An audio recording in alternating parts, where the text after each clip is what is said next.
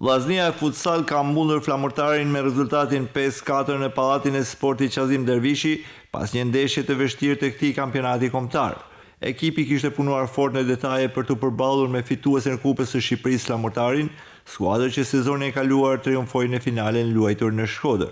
Trajneri, njëkohësisht dhe kapiteni i ekipit Arsit Tafili, u shpreh se ekipi realizoi një performancë të mirë duke realizuar objektivat për dy fazat, performancë që do të vijojë deri në fitimin e titullit kampion.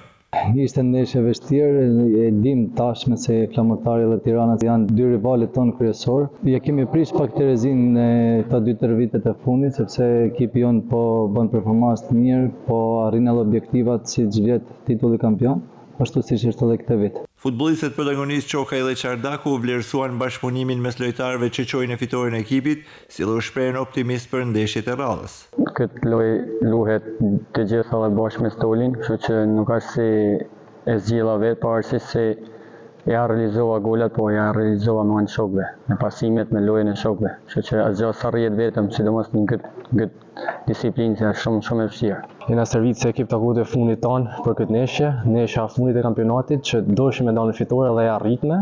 U bë loja fort deri në fund, po ne treguam karakter si gjithmonë, edhe si në Vlorë, edhe si në Shkodër. Tashmë ekipi futsal Vllaznia po përgatitet për ndeshjet gjysmëfinale dhe finale për të arritur objektivin e fitimit të titullit kampion.